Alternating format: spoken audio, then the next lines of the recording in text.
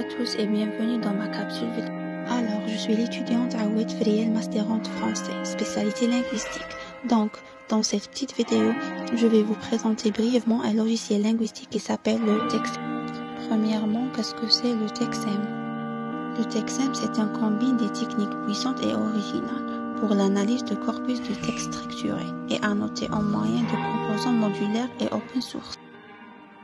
Elle est couramment utilisée par des projets de recherche de différentes disciplines, des lettres, des sciences humaines et sociales, comme l'histoire, la littérature, la géographie, la linguistique, la sociologie et les sciences politiques. Alors, avant d'utiliser le logiciel TextEm, il faut le comprendre qu'il y a deux étapes très importantes dans l'analyse de corpus. Le corpus, l'import et le chargement. D'abord, le corpus, l'import. Création d'un nouveau corpus à partir des sources de données, c'est-à-dire, autrement dit, c'est les textes de la transcription de l'oral. Et le chargement, c'est l'ouverture d'un corpus déjà indexé et formaté pour TextEm. Autrement dit aussi, c'est-à-dire le corpus binaire. Dans le TextEm, on peut le distinguer trois familles de corpus. Premièrement, le corpus du texte écrit, c'est-à-dire l'édition alignée avec l'image de fac-similé.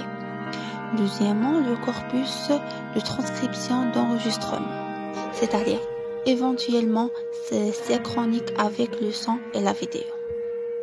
Le corpus multilingue aligné, au niveau de structure textuelle, comme la phrase ou le paragraphe. Et maintenant, je cite quelques points forts de TextEm.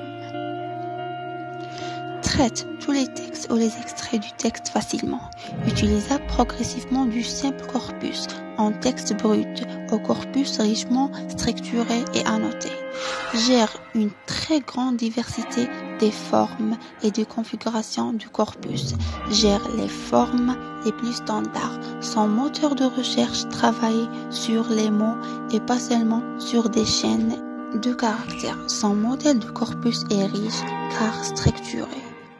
Et le dernier point, qu'il est instable sur toutes les plateformes. Et je vous remercie pour votre attention.